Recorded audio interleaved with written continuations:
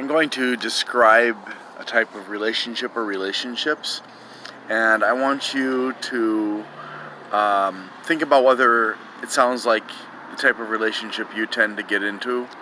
It doesn't have to be exactly like it, but it has to have the cycles that I'm going to describe. So in the relationship, it'll start out really good. You'll really feel strongly connected to the person. You'll feel that they are giving you lots of attention and love and treating you very specially. And then something will happen. And it could be an argument, it could be emotional abuse or verbal abuse, physical abuse, whatever. Then the person will apologize to you and they will treat you really, really well again. And then another thing will happen where you'll have a disagreement. Maybe the person will want to do something and you won't be willing to do that, and they'll get upset and they might sulk or they might yell or something like that. And so it gets very uncomfortable, unpleasant maybe. And then, in a day or two or three, maybe the person will apologize to you and the person will resume treating you really well. And then, after a while, there'll be another incident. Maybe the person wants to eat out and you want to just cook some nice food at home, and the person will push and push and push or wheedle or whatever to try and get you to agree to eating out. And you may even find yourself ending up giving in to the person and even paying for the food because the person just doesn't want to give up on the idea of eating out. And while they're trying to convince you, they're very persistent in wearing you down, and they are perhaps not nice about it. Then there'll be a high again of where they're very nice to you and taking care of you and stuff. So now what I want to explain here is this is a cycle of highs and lows, and it may not be easy to notice the highs and lows, but usually it would be. What you'll see is that the person will be pretty good to you part of the time, but then at certain times that person can be very inconsiderate, or that person can be rude or aggressive or insensitive or something else that makes you feel really bad. And then they'll try to make it up to you eventually. So this can happen many, many times. The duration of the good times and the bad times is variable. But you may notice a pattern of behavior in terms of when the bad times are happening, what exactly is happening. It may be that you say or do something wrong, and the person then when I say wrong, it may not actually be wrong. It just may be that this triggers the person's behavior. And that person will respond in a specific way. Again, this could be that they are very pushy and persistent in trying to get what they want, on the low end of the spectrum, I guess you could say. Or they may be nasty toward you. They may be swearing and yelling, or they may be verbally abusing you. They may be making you, not necessarily verbally abusing you, but making you feel very bad about yourself. So it's a form of emotional manipulation or abuse. They don't have to use swear words or anything like that, but they will certainly make you feel like the worst person in the world sometimes. It could be physical abuse. It could be that it could be a combination of things. But whatever form it takes, it's like a roller coaster, highs and lows. And when things are going great, things are going great. And when they're not, you really wonder, what the heck am I doing with this person? And over time, it may get worse. So over time, you may notice that the level or severity of the person's behavior toward you when they're not happy with you may become more aggressive, more abusive, more extreme, more selfish. Whereas the highs are really pretty much going to be consistent.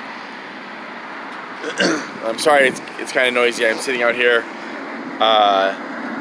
next to a busy road, so I apologize. In fact, it may start out that the person is not verbally abusive or physically abusive, but it may escalate to that. You may notice, let's see, I would say, you may start out with somewhat constrained behavior in where they express their displeasure with you, but they don't take it too far.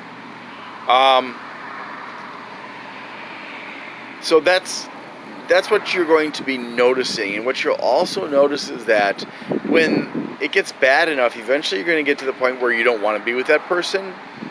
But then when that person comes, you kick that person out, say, or you break up with that person, and then that person may contact you and they'll start being really nice and trying to make it up to you and stuff, and you will find yourself feeling, oh, I love this person, I don't want to lose this person, it's going to work out, we just have to keep on trying.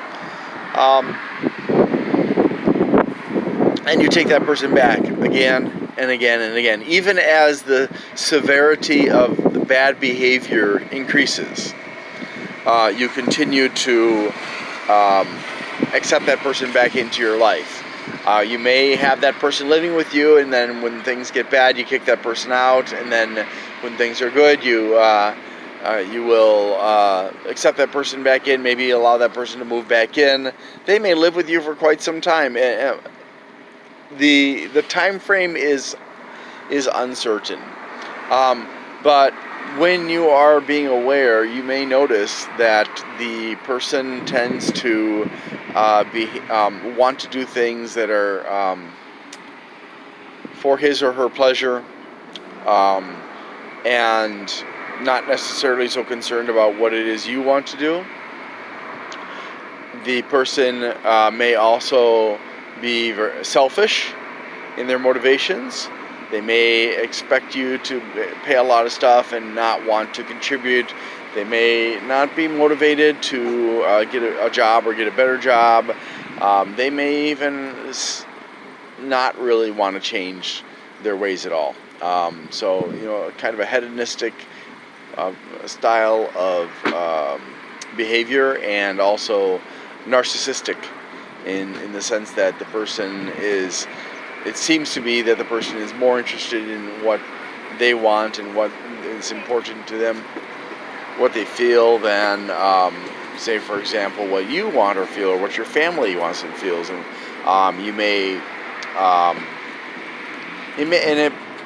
the behavior may not manifest in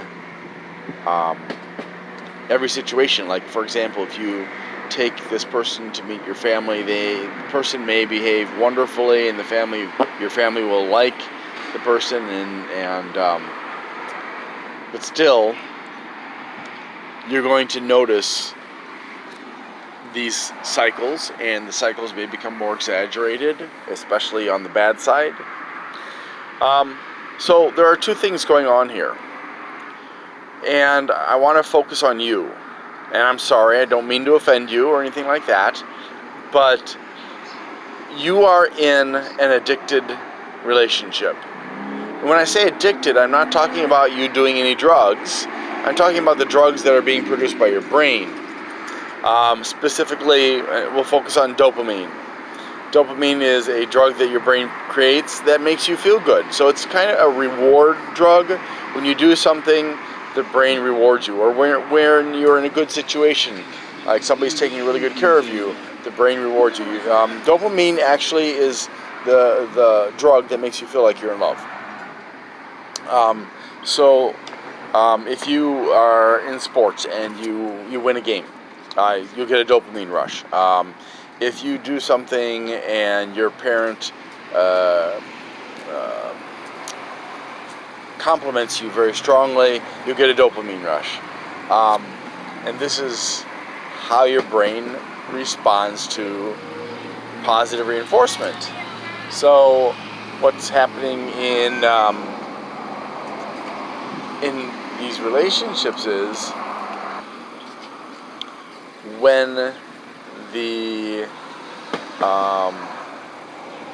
person is being nice to you, it stimulates a lot of dopamine production when you're together, when they're taking care of you, when they're being nice to you, when they're helping you.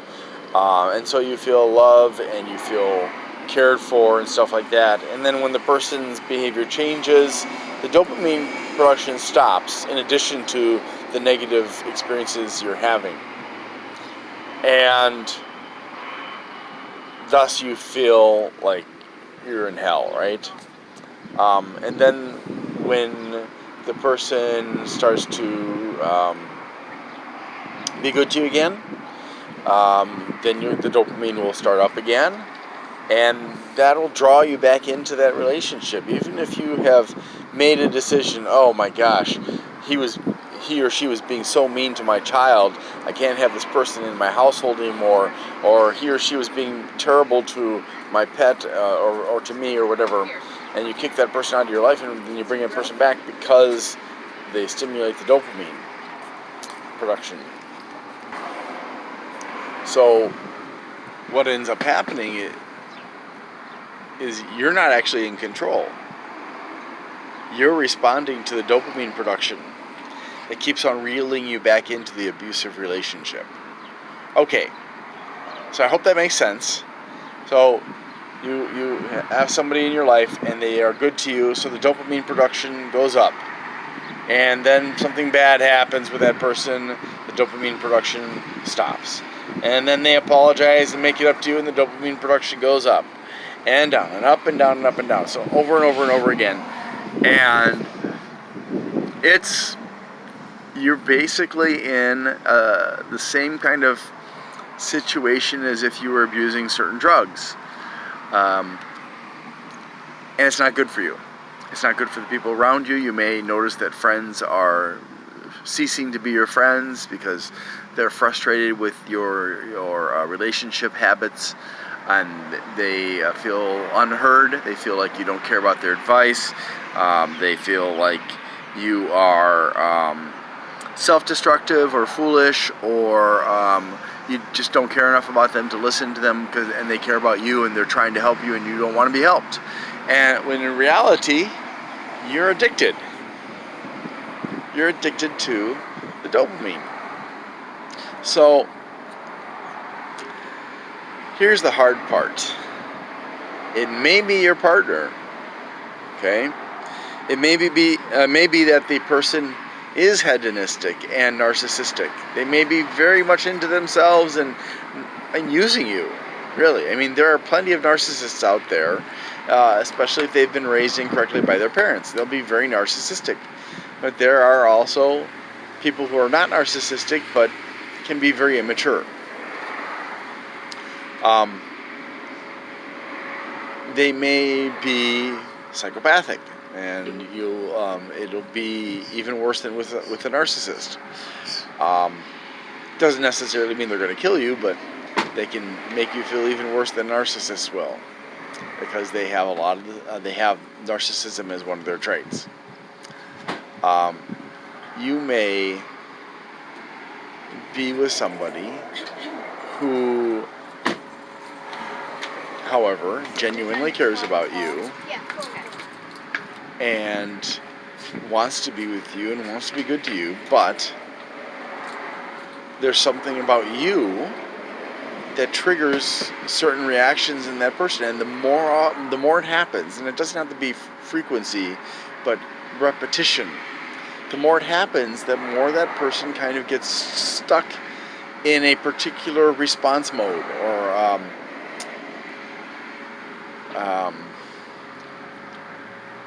it's kind of a dramatic style of response. So they may, when you are triggering them, they may stop talking. They may yell. They may walk away. And even a number of other reactions, including abuse. But the truth of the matter is if you're doing things that really upset them, and they don't have the mental maturity to cope with that in a constructive way, they're going to react negatively. They can withdraw from you, they can cheat on you, they can beat you, they can steal from you, they can lie to you, and it's in a sense it's your fault. Now, I'm not saying that this is necessarily always the case. I'm saying that this is a possibility. You have to be honest with yourself and look at, well, what am I doing to make this person behave this way? And this is a very slippery slope, because when you are in the dopamine cycle, you tend not to be able to differentiate between this person being a bad person, an abusive person or whatever, and you making mistakes. So you may not be making mistakes, and this person may be using you or whatever, but because you're in the dopamine cycle, you don't realize it and you blame yourself. And this is what happens typically in abusive relationships. The victim will believe what is told to them. They will accept that they're not a good person. They'll accept that that everything that's wrong in the relationship is their fault, and they will feel unworthy. They will feel like nobody's ever going to want them, and they'll stay with that person, even though they're terrified and may eventually be killed by that person. So you have to be very careful. Now, I don't recommend saying to your friend, "Oh, hey, you know what? I did this, and this is what happened, and do you think that I was wrong or right?" Because it depends on your friend. I mean, some friends are going to be like, no matter what you say, you could stab somebody in the arm with a knife, and oh, that's okay. He deserved it. Some people are not going to be a good judge of whether what you did was right or wrong, or was appropriate, or was a triggering event or not. You need to either talk to a counselor or a therapist or a psychologist or a psychiatrist or something like that. Or you may need to find somebody who you know is going to be, when it comes to you, is going to be level-headed and fair, and is going to tell you black from white and A from Z, and they're going, if they think you've done something wrong, they're going to tell you, even if you don't like it. And you have to accept that, because that person is a very valuable resource. As long as you're being honest with them about the whole situation, whoever it is, as long as you tell the whole situation to the person, giving as much background as you can, they should be able to, if they are sufficiently intelligent and listening well, they should be able to tell you whether the situation was really your fault or not. But again, be careful, okay? There are a lot of people out there that are well-intentioned and will want to stick up for you, and then there are other people who will manipulate you. So just be careful about who you talk to. Go to a professional. That's my advice. I guess, but it is extremely difficult for you to exit from that situation, from that relationship, because of the dopamine. The dopamine pulls you back in. If that person comes back and makes you feel good, you're pulled back right back in there, back in the addiction. and you'll feel like you love that person. But the truth is, love is chemical, okay? Love is something we feel because the brain produces hormones that make us feel good, all right? So you have to know when to let go. You have to know when, oh, gosh, this guy is like the last 3 guys. This girl is, or this woman is like the last 7 ones. All the same things happening. And,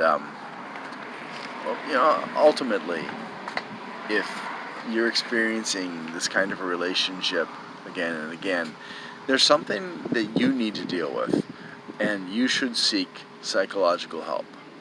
I know you probably don't want to hear that, and you probably think, oh, it doesn't work. Well, okay, let's be fair here. If you try to learn to swim, and everything that the swimming instructor teaches you, you refuse to do, are you going to learn to swim? Probably not. Yeah. If you go to learn how to fix a car, but you're always refusing to pay attention to the teacher, you don't follow the teacher's instructions, are you going to be able to fix a car? Probably not. Same thing for somebody who's going to help you with your mental health issues. If you're not willing to listen, if you're not willing to follow instructions, if you're not willing to talk it out, you're not going to get help. And that'll be your fault. Now, granted, yes, there are mental health experts out there who should not be practicing, either because they're not expert enough or because they have ulterior motives, let's just say. They are not necessarily there really to help you. But in general, mental health experts want to help you. And if you don't feel like, if you've been with somebody for a while and you don't, feel like you're really clicking with that person, and maybe their techniques aren't working for you, and even though you're really being very diligent about using them, and understanding that some techniques take a lot of time, right? You may want to consider finding somebody else to help you. All right, but please look at your relationship patterns. Look and see if that's what's happening to you, if you're going through this roller coaster situation, because there is a possibility that you and your partner can fix it, but both of you have to sincerely want to, and both of you have to get to work together and separately to improve, to become a better person. Okay, so I'm not saying that every type of relationship like this is a destructive one that has to end, but if you're in it making effort and your partner is not really making effort to fix themselves psychologically, yeah, that's a bad sign. I hope this information has helped you. Thank you very much for watching, and have a great day.